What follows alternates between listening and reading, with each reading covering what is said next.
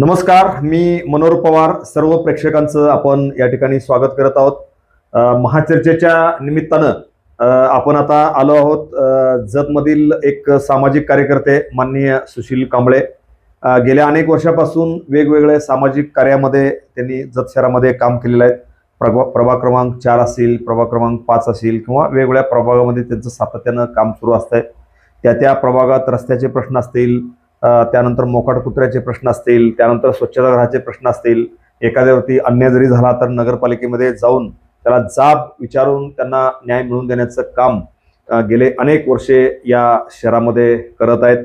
अगदी सामाजिक कार्याला वाहून घेऊन ते काम करतायत.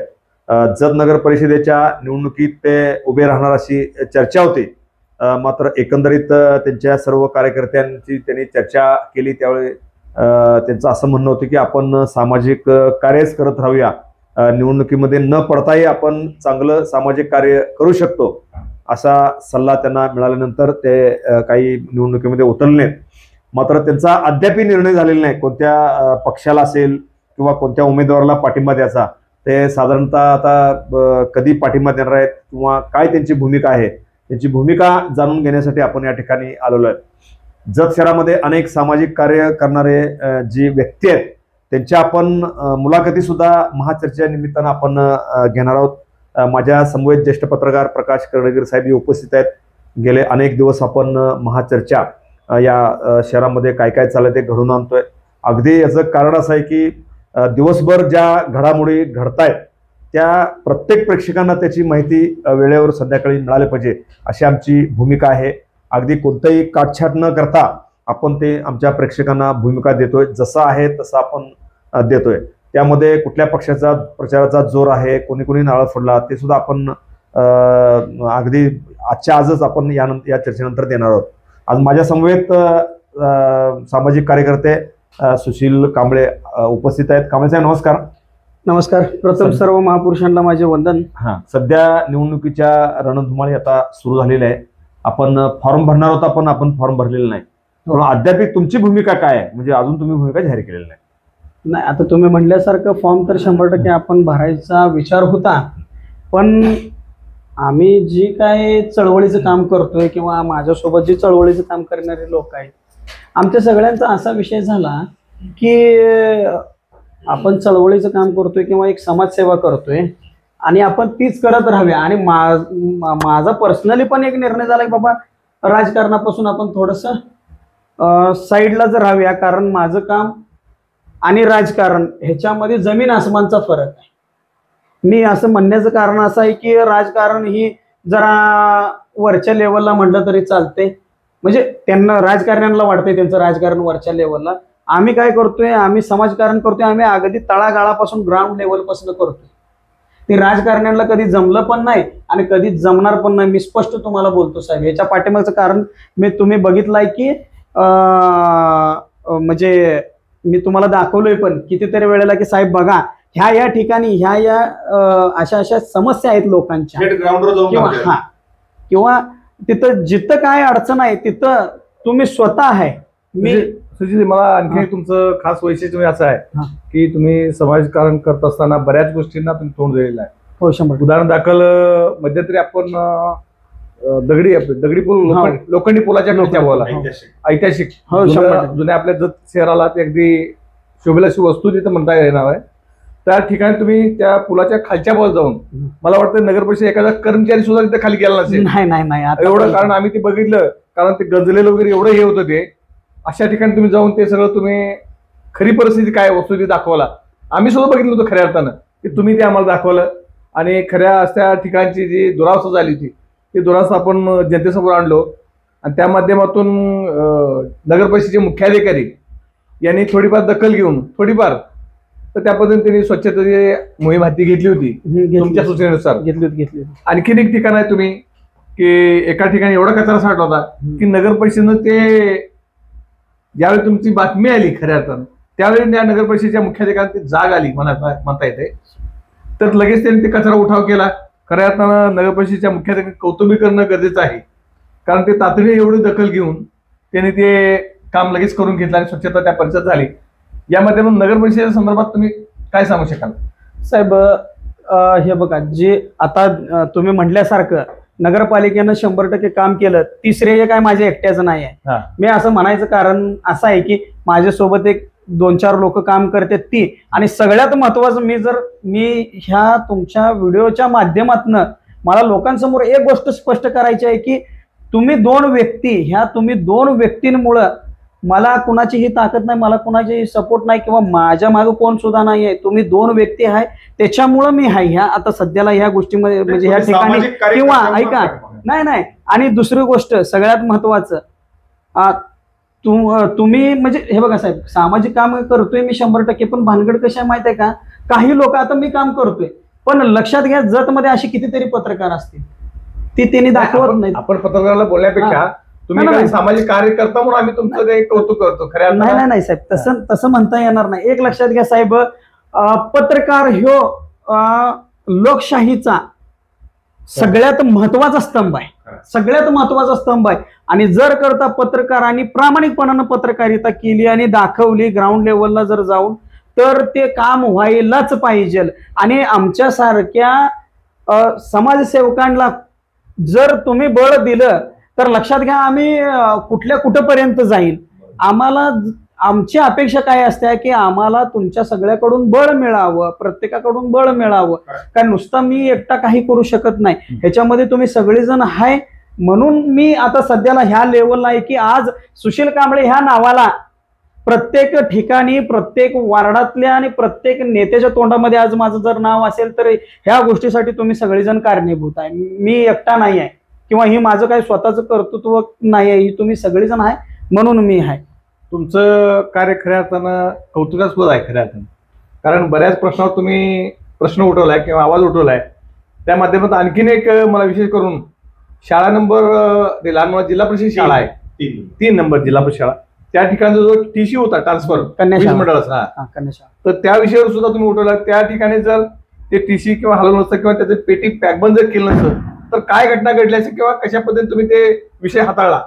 सर तिथं कसं झालं होतं माहित आहे का, एक तर पावसाळ्याचे दिवस होते आणि तो टीसीला का नाही म्हणजे असं रक्षा भिंत किंवा तिथं असं बाबा त्याच्यापाशी कोणी जाऊ नये किंवा कोणाला तिथपर्यंत जाता येऊ नये असं काय, तिथं सिक्युरिटीज नव्हती, पूर्ण टोटल ओपन होतं. आणि तिथं आहे लहान मुलांची शाळा, आपली कन्या शाळा जी आहे, अगदी बालवाडी पासून 5वी पर्यंत तिथं शाळा आहे. आणि तिथं काय माहितीये का, तिथं आजूबाजूला राहणारी लोक काय करतात, गाड्या सुद्धा तिथं त्या शाळेच्या गेट वरती लावतात. त्याच्यामुळे मुलांना का नाही अगदी त्या ट्रान्सफॉर्मरला घासून जावं लागते. तर तुम्हाला सांगतो मी, तिथं व्हायला लागलं असं की पावसाळ्याचे दिवस आहेत, करंट त्याच्यामध्ये हाय टेन्शनचं तो टीसी आहे. तर तुम्हाला सांगतो करंट ही अगदी 5 फुटावरनं माणसाला वडून घेते. तर मुलांना तिथं त्या ट्रान्सफॉर्मरच्या अगदी 2 ते 3 फुटावरनं जावं लागत होतं. लहान लेकरायचं साहेब, 1 सेकंद सुद्धा लागत नाही त्याचा जीव जायला लेकरांना. आणि गोरगरीब जनतेची लेकरं तिथं शाळा शिकतात, तिथं काय मोठ्या बड्या बापाचे मुलं शिकत नाही आहेत. मग मला सांगा, जर अशा ठिकाणी आपण त्या वार्डातल्या नगरसेवकानं किंवा तिथल्या एक बाबा समाजसेवकानं ते लक्ष द्यायला पाहिजे होतं, पण तिथं कोणीही लक्ष दिलं नाही. म्हणून ते मी बघितलं मला सुद्धा ते कसतरी झालं की बाबा एखाद्या दुसऱ्या लेकराला जर करता त्याचा धक्का लागला, एक तर गोरगरीब जनता पोट आपलं मारून मुलं सांभाळत असते, शिक्षणाला पाठवत असत्या, आणि त्यातनं जर अकस्मात काहीतरी घटना घडली तर त्या आई बापाला कोण आहे सांगा मला. ते आई बाप किंवा ती घर संपलं, जो लहान लेकरू गेलं तर त्यांच्या घरातलं. खऱ्या अर्थानं वीज मंडळाने दखल घेऊन तुमच्या बातमीची दखल किंवा तुम्ही जे मांडलेल्या प्रश्नाची सोडवणूक करण्यासाठी वीज मंडळ त्या ठिकाणी पॅकबंद असं तार वगैरे असं पॅकबंद करून ते जेणेकरून ती मुलं तिथे जाऊ नये, धोका पोहोचू नये, त्यासाठी वीज मंडळ दखल घेतली. आणखीन काय तुम्ही सांगू शकाल सामाजिक कार्याबद्दल? साहेब आता हे बघा, मी तर एक ह्याच आपल्या कुत्र्यांचं सांगितलंय, मोकाट कुत्र्यांचा एवढा भयंकर उद्रेक झालेला नाही साहेब. मी नगरपालिकेला, आता ही नगरपालिकेचं इलेक्शन संपल्या झाली ना असा नाही विषय. तुम्ही ज्यावेळी मांडला नाही त्यावेळेला मोकाट कुत्र्यांचा आणखी मोकाट जनावर संदर्भातलं खऱ्या अर्थानं जिल्हा परिषदेच्या आपल्या नगर परिषदेच्या मुख्य कार्यकारी अधिकाऱ्यानं हे नोटीस सुद्धा काढलेली आहे. नोटीस काढली होती आपली साहेब. चर्चा हा, ही झाली. काढली आपली चर्चा झाली त्या संदर्भात. नाही, नोटीस काढली होती साहेब. पण माझं म्हणणं काय पण माहिती त्यांचं म्हणणं आहे की कुत्री पकडणार कोण आलंच नाही. नाही साहेब, इलेक्शन झाल्यानंतर ते नियोजन करायला पडावं पण झालं बोलणार. नाही साहेब, तसं नाही. मी त्यांना काय, त्यांचं म्हणणं काय होतं माहिती आहे का, त्यांची नसबंदी करणार. हा. आम्हाला त्यांची नसबंदी नको आहे साहेब, आम्हाला त्यांना स्थलांतरित करा. मी सांगतोय हे बघा, आपलं कराडापाशी एक घाट आहे, ओके. अगदी 50-60 किलोमीटरचा जंगल एरिया आहे. त्या घाटामध्ये तिथं कुत्री जर नेऊन सोडली तर ते कुत्री तिथं जगतील, कसंही राहतील, त्यांना काही त्रास होणार नाही. पण इथं कुत्र्यांचं कसं झालंय माहिती आहे का साहेब, जर वर्षात एक कुत्री कमीत कमी 2 वेळेला वित्या आणि एका कुत्रीला कमीत कमी साहेब अक्षरशः सांगतो 7-8 पिल्लं एका टायमाला होत्या. तर त्याची संख्या बघा की वर्षाला एक कुत्री 15 ते 20 पिल्लं प्रोडक्शन करत्या. मग एका कुत्रीची 15-20 पिल्लं, तर आता सध्याला आपल्या इथं असं झालं की हजारो कुत्रे असतील आपल्या जत शहरामध्ये. आणि त्यातल्या त्यात अशी कंडिशन आहे साहेब की त्या कुत्र्यांना जर खायला नाही मिळालं तर ते आपल्या पाळीव जनावरांवर हल्ला करलेत. असं झालेलं आहे साहेब, भरपूर ठिकाणी झालंय. लहान अगदी तुम्हाला सांगतो साहेब, माझ्या इथं माझ्या फार्म वरती येऊन माझ्या इथल्या अक्षरशः सशे मारले. त्याच्यानंतर तुम्हाला सांगतो पक्षी मारल्यात, कोंबड्या मारल्यात. कोंबड्या तर माझ्या जवळजवळ 10 ते 15 साहेब. तुम्हाला सांगतो कुणाच्या दारात बांधलेली शिळे असेल, पाळीव मांजर असेल, कुत्रा असेल, अशा प्रत्येकावरती त्याने अटॅक केले आणि मारून खाल्लेत. कितीतरी तक्रारी आहे त्या. त्याच्यानंतर साहेब तुम्हाला सांगतो मी आपल्या मोठ्या जनावरांबाबतच, ज्या आपल्या देशी गाई असेल किंवा गिर गाई असेल, अशा प्रकारच्या ज्या सोडलेल्या गाया आहेत त्या ह्याच्यामध्ये शहरामध्ये, तर त्या मालकीच्या आहेत, काही लोकांच्या मालकीच्या आहेत, पण ती काय करतात, त्यांना पूर्णपणे म्हणजे असं मोकाट सोडून दिलेलं आहे. त्यांना सकाळी पहाटे 5ला सोडतात आणि संध्याकाळी 7-8 वाजता त्यांनी त्यांच्या गोट्यावरती नेऊन बांधतात. तर मी ही पण सांगितलं होतं की ज्या वेळेला ग्रामपंचायत होती आपल्या जतला, त्या वेळेला कोंडवाडा होता साहेब. कुठं? आपलं लोखंडी पुलापाशी शंकराचं मंदिर आहे ना, त्याच्या शेजारी कोंडवाडा होता आपल्या जत मध्ये. तर तो कोंडवाडा पुनर्वसन त्या कोंडवाड्याचं करावं आणि त्या लोकांना ज्यांची जनावर आहेत त्यांना एक जाहीर नोटीस द्यावी किंवा आव्हान करावं, तुमची जनावर घेऊन जावा आणि बांधा, अन्यथा त्या कोंडवाड्यात नेऊन त्यांची व्यवस्था करावी. खऱ्या अर्थानं तुम्हाला सांगतो, मार्केट यार्ड आपल्या जतचं, मार्केट यार्डच्या संध्याकाळच्या वेळी तिथे एक 50 ते 100 जनावर, मोकाट जनावर, हे एवढं प्रचंड वाहतुकीला अडथळा करतात. काही तर गाड्यांना धडकले दिले, काही चांगल्या गाड्या, महागड्या गाड्या सुद्धा त्या महागड्या गाड्या धडकलेल्या. खऱ्या अर्थानं त्या एवढ्या मोठ्या ज्या गाड्या, ज्या मालक आहेत गाड्यांची, त्या मालकांना नुकसान भरपाई कोणाकडे माझ्याशी अवस्था निर्माण झालेली आहे.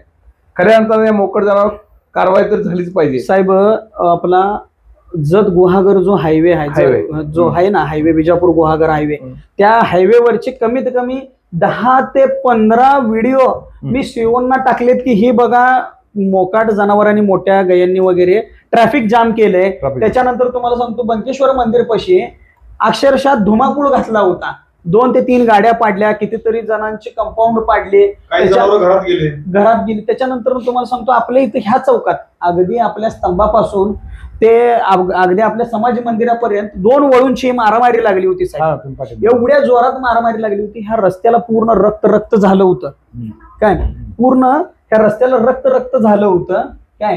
तर ती एकमेकाला सोडता सोडविना झाली ती. त्याने आमच्या पोरांनी काय केलं माहिती आहे का, शेवटला टँकर मागून पाणी मारलं तरी सुद्धा त्यांनी बोर चालू केल्या प्रत्येकाच्या घरातल्या, तरी सुद्धा ते सोडलं नाही. शेवट फटाकड्या उडवल्या, मोठे मोठे बॉम्ब आणून उडवली. त्यावेळेला ती वेगळी झाली. अन्यथा जर करता त्यांच्या भांडणामध्ये जर करता एखादी माणसं राहून देत, एखादी 4 व्हीलर जरी गावली असती तर चिंध्या झाली असती. एवढ्या ताकदीची एवढी मोठी मोठी वळू आपल्या शहरामध्ये मोकाट फिरतात. एका धडकत माणूस खलास, जगणारच नाही. बऱ्याच वेळा आपण बघितलोय मंगळवार पेठ बाजारात वगैरे, अक्षरशः ज्या दिवशी बाजार दिवशी अक्षरशः एवढं त्या मोकाट जनावरांचा हैदोस असतोय, त्या खऱ्या अर्थानं त्याचा बंदोबस्त करण्याकडे कोणाचं लक्ष नाही. त्यांना भरपूर त्रास आहे, भरपूर त्रास. या बरोबर जर आपण बघितलं तर ऐन दिवाळीमध्ये घंटागाडी 18 दिवस आले नाही. अनेक वेळा घंटागाडीचा प्रॉब्लेम येतो, कचरा रस्त्यावर टाकला जातो. यासाठी सुद्धा तुम्ही बऱ्याच वेळा शिवशी भेट घेतली साहेब. मी अक्षरशः तुम्हाला सांगतो, मी घंटागाडीसाठी, पाण्यासाठी, गटर नाले साफसफाईसाठी, मोकाट जनावरांसाठी, कुत्र्यांसाठी, त्याच्यानंतर जी काय चिकन, मटन आणि माशाचं जे वेस्टेज आपल्या वडापात्रात टाकलं जाते त्याच्यासाठी, त्याच्यानंतर तुम्हाला सांगतो शहरातले सीसीटीव्ही साठी, त्याच्यानंतर तुम्हाला सांगतो आपल्या पूल जे आहेत आपले 3 ते 4 पूल आपल्या शहरामधले त्या पुलांसाठी, किंवा आपल्या समाज मंदिरांसाठी, किंवा इतरत्र बऱ्याचशा इतक्या गोष्टींसाठी मी निवेदनं दिल्यात, लिखित निवेदनं दिल्यात, त्यांना जाऊन भेटलोय. प्रॉब्लेम आहे हा, त्यातले काही निवारण झालं, त्यातलं काही निवारण नगरपालिकेने केलं, काही निवारण मी स्वतःच्या पदरच्या पैशाने केले. असं वाटतंय का आता नगरपालिकेचे इलेक्शन झाल्यानंतर जी बॉडी येणार आहे ती बॉडी उद्या चांगलं काम करेल असं वाटतंय का साहेब? मी एक सांगू का तुम्हाला, काय गरजेचं आहे? नाही, मी तुम्हाला खरं सांगू का, म्हणजे स्पष्टच मी तुम्हाला बोलतो, मला काय वाटत नाही 1 वर्षभर त्यांनी 1 वर्ष 6 महिने निवडून आल्यानंतर सुरुवातीला काहीतरी केल्यासारखं करतील. वर्ष 6 महिन्यानंतर नव्याचे 9 दिवस म्हणले, नव्याचे 9 दिवस तेवढे राहणार आहेत, परत करणार नाहीत. पुन्हा तुमचं आंदोलन चालू राहणार. 1,01,000% साहेब लिहून घ्या तुम्ही, हे पॉईंट लिहून घ्या तुम्ही. एरे माझ्या मागल्यासारखंच अवस्था होईल 100% त्यांनी थांबले की तुमचं आंदोलन चालू 100%. आणि आपण, मी तुम्हाला सांगू का साहेब, तुमच्या माध्यमातून सगळ्यांनाच मी एक शब्द देतोय की माझं काम जोपर्यंत मी जिवंत असणार आहे तोपर्यंत माझं काम थांबणार नाही. माझ्या नंतर माझ्या घरातली मुलं असतील किंवा माझी जी कोणी मी तयार करवली ती मुलं असतील, ही कायमस्वरूपी ही काम चालूच ठेवणार. बरं, आता सध्या आता निवडणुकीचा माहोल सुरू आहे. हा, आपण जरा थोडस विषयाकडे येऊया. निवडणुकीत सध्या जत शहरात अगदी जोरदार सुरू आहे. 4 पक्ष मैदानात आहेत. 5 पक्ष आमच्या वार्डात, 5 तुमच्या प्रमाणात आमच्या वार्डात 5 उमेदवार एकेका पक्षाचे आहेत. तर प्रचार एकदम जोमात सुरू आहे. त्या निवडणुकीवर कसं बघाल तुम्ही सध्या? सध्याला निवडणुकीकडे बघायचं म्हटलं तर मी तुम्हाला खरं एक सांगू का, मला खरोखर सिरियस मला हसू यायला लागले त्या निवडणुकीचं आणि त्या पक्षांचं का नाही, खरोखर हसू यायला लागले. अगदी पहिली तर गोष्ट आपल्या जत शहराचं किंवा जत तालुक्याचं राजकारण किंवा ही जी काय आहे ना, अगदी गडूळ करून टाकले आणि दूषित करून टाकलेलं आहे लोकांनी.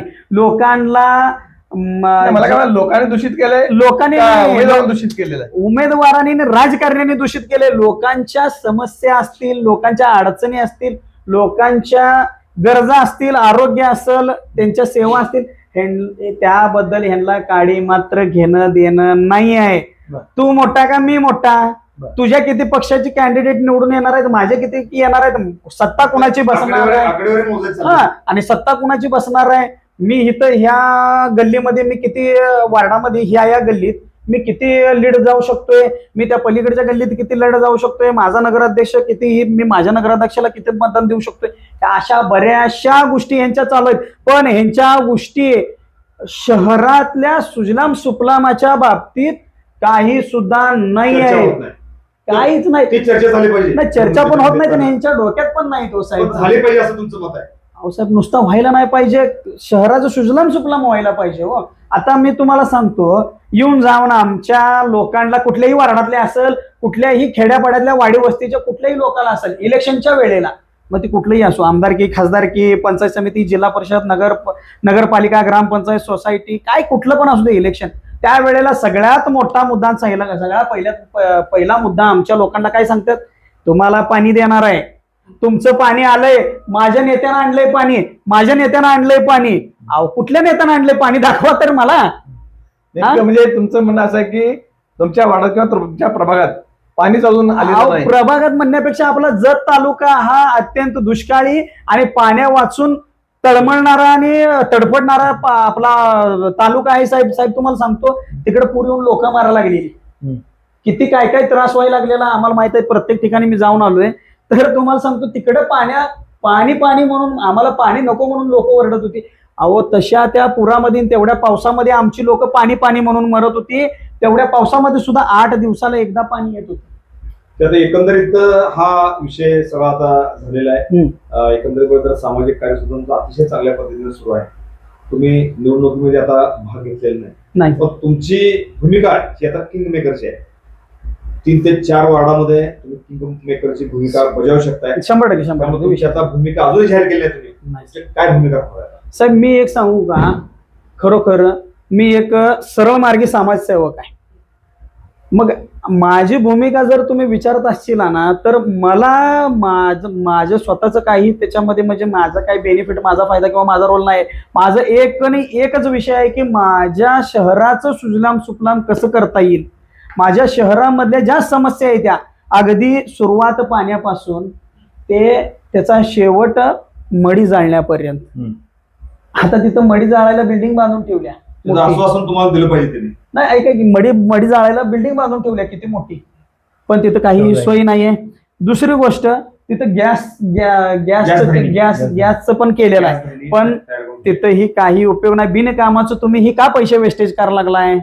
ते पैसे तुम्ही दुसरीकडे कुठेतरी काहीतरी कामाला चांगले वापरा, अहो पाण्यासाठी वापरा. मी तुम्हाला सांगतो साहेब, आज कुठलाही नगरपालिकेचा कर्मचारी असेल, नेता असेल किंवा नगरपालिकेचा सीओ अधिकारी असेल, त्यानं शहरातल्या प्रत्येक वार्डातल्या प्रत्येक वार्डातल्या 11 वार्ड आहेत ना, प्रत्येक वार्डातल्या 2-2 व्यक्तींना पाण्याच्या ते फिल्टरच्या ठिकाणी न्यायचं, जिथे पाणी फिल्टर होते आणि शहरामध्ये येते तिथे न्यायचं आणि मला दाखवायचं की त्यांनी काय पाणी कशा पद्धतीने फिल्टर करतात आणि पाणी किती फिल्टर होते आणि ते पिण्यायोग्य आहे का, जे आम्हाला शहरामध्ये प्यायला पाणी येते ते आम्हाला दाखवायचं. माझं ओपन चॅलेंज आहे प्रत्येक नेत्याला, प्रत्येक कर्मचाऱ्याला आणि प्रत्येक त्या अधिकाऱ्याला. माझा ओपन चॅलेंज आहे, तुम्ही दाखवा किती तुम्ही शुद्ध पाणी देताय आम्हाला प्यायला. माझा मुद्दा असा आहे की कोण तुम्हाला या शहराचं संपूर्ण नियोजन चांगलं करेल, शुद्ध पाणी देईल, स्वच्छता देईल, घंटागाड्या वेळेवर देईल, ह्या पक्षाला तुम्ही मदत करणार आहे. आता ती तर आहे. आता घंटागाडीचं बोलला, इथं थोडंसं मी तुमचा विषय थांबवतो मग माझं मी सांगतो. घंटागाडीचा विषय बोलला साहेब, घंटागाडीचं असं झालंय काय तुम्हाला सांगतो. नगरपालिकेचं इलेक्शन कसं असते ना, तशा पद्धतीचं घंटागाडीचं टेंडर झालंय साहेब. टेंडर मला का तुला का आणि कुणाला, ह्या लोकांमुळं या घंटागाडीचं ज्यांनी टेंडर घेणार नाही साहेब, ज्यांनी घ्यायचं ते म्हणजे ज्यांचं जी लोक आहेत ना त्यांना टेंडर घ्यायचं आहे घंटागाडीचा. आज मी तुम्हाला सांगतो, पण त्यांना ग्राउंड लेवलला सर्व्हिस द्यायची नाही आहे घंटागाडीची. हे बघा, त्या घंटागाडीच्या कर्मचाऱ्यांचा पगार देत नाहीत, त्या घंटागाड्यांचं वेळेवरती मेंटेनन्स करत नाहीत, त्या घंटागाड्यांना टाकायला तेल देत नाहीत, तर त्या घंटागाड्या फिरणार कशा मला सांगा आपल्या शहरामध्ये प्रत्येक वार्डामध्ये. आपला मुद्दा काय आहे, तुमची भूमिका आता काय राहणार, तुम्ही कुणाला मदत करणार? कारण तुमच्या प्रभागात सध्या उमेदवारांची संख्या जास्त असल्यामुळे लढत आहे, चर्चेचं एकदम जोरदार सुरू आहे. तुमच्या प्रभागात शिवसेनेचे 2 उमेदवार आहेत, आरपीआयचे 2 उमेदवार आहेत, बसपचे 2 उमेदवार आहेत, भाजपचे 2 उमेदवार आहेत, काँग्रेसचे 2 उमेदवार आहेत, असे टोटल तुमच्या प्रभागामध्ये 10 उमेदवार आहेत. काय तुमची भूमिका आहे साहेब? मी आता तुम्हाला सांगू का, माझी स्पष्ट भूमिका सांगतो. मी अजूनही निर्णय घेतला नाही. उद्याच्याला 11 वाजेपर्यंत माझा निर्णय होईल की मला कुठल्या पक्षासोबत जायचं आहे किंवा कुठल्या कॅन्डिडेट सोबत जायचं आहे. तो बीजेपी ही असेल, तो आरपीआय ही असेल, ती मी आता सध्याला तुम्हाला म्हणजे स्पष्ट सांगू शकत नाही. पण तुम्हाला पूर्ण शहराचं ब्ल्यूप्रिंट पाहिजे तुम्हाला, तर ते बघून तुम्ही मी तुम्हाला सांगू का, मला तो कॅन्डिडेट किंवा तो पक्ष मला वाटला की बाबा हा यो पक्ष योग्य आहे आणि ह्यो कॅन्डिडेट योग्य आहे आणि ह्यांनी 100% काम करतील, आता त्याच्या मागे जाणार आहे. आता पण तुमच्याकडे वेगवेगळ्या पक्षांनी संपर्क साधला असेलच ना साहेब. ज्या दिवशी आपल्या इथं आरक्षण पडलं, SC पुरुष ओपन महिला, अगदी वार्ड रचनेपासून जरी म्हटला तरी चालतंय की वार्ड रचनेपासून मला विचारतात की तुमची भूमिका काय आहे, तुम्ही उभारणार आहे का इलेक्शनला. एवढे दिवस भूमिका गुलदस्त्यात काय ठेवला? एवढ्या दिवस भूमिका गुलदस्त्यात ठेवण्यापाठीमागचं कारणच मी तुम्हाला सांगतोय साहेब की मी राजकारणी नाही, मी एक समाजसेवक आहे. मग मला ज्या वेळेला मला वाटेल की हा 100% ही योग्य कॅन्डिडेट आहे, योग्य पक्ष आहे, त्याच वेळेला मी त्याच्या पाठीमागे जाणार आहे किंवा त्याच्यासोबत राहणार आहे. कसं आहे साहेब, नोटांचं जे आमिष आहे, नोट हा ती तर आहे. पसंत नाही उमेदवार, पसंत नाही हो, उमेदवार पसंत नोटाला नाही. मी तुम्हाला सांगू साहेब, ज्या वेळेला उद्याच्याला 11 वाजतील, माझा निर्णय होईल की बाबा ह्या पक्षासोबत जायचंय, त्या पक्षासोबत जायचंय. काही माझी जी जिवलग आहेत, माझी गुरुवर्य जे आहेत, त्यांच्याशी चर्चा होईल, त्यांच्यासोबत मी अजूनही आम्ही बसलो नाही, अजूनही आमची चर्चा झाली नाही आहे. जी माझी 4 गुरु आहेत, ज्यांच्यामुळे मी आहे, मी स्पष्ट उघड कॅमेऱ्यासमोर बोलतो की माझी 4 गुरु आहेत, त्या गुरूंसोबत माझं जोवर बोलणं होणार नाही, ती मला जोवर सांगणार नाही तुला ही करायचंय, तुला ती करायचंय, तोवर माझी भूमिकाच नसणार आहे. माझी भूमिका स्पष्टच असणार आहे. हा, आणि जर करता माझ्या गुरूंनी म्हणले की तुला काहीच करायचं नाही, तुला गप्प बसायचं आहे, तर मी काहीही करणार नाही, मी गप्पच बसणार. धन्यवाद. हे होते आमच्या समवेत जत येथील सामाजिक कार्यकर्ते माननीय सुशीलजी कांबळे. अतिशय तडफडीनं गेले अनेक वर्षे ते जत शहरातील या प्रश्नासंदर्भात ते भांडतात. अनेक प्रश्न त्यांनी ते हे सुद्धा करून घेतलेले आहेत, त्याचे काम सुद्धा करून घेतलेले आहे. त्यामुळे एकंदरीत या नगर परिषदेच्या निवडणुकीमध्ये उद्या 11 वाजता ते भूमिका या ठिकाणी ठरवणार. काय भूमिका ठरवणार यांच्याकडे सर्वांचं लक्ष राहणार आहे. आमचं सुद्धा लक्ष तुमच्याकडे राहणार आहे. आज आमच्या महाचर्चेच्या निमित्तानं तुम्ही सहभागी झाला, याबद्दल मी सर्व प्रेक्षकांच्या वतीनं तुमच्या या ठिकाणी आभार व्यक्त करतो. धन्यवाद. धन्यवाद. Press the bell icon on the YouTube and never miss another update.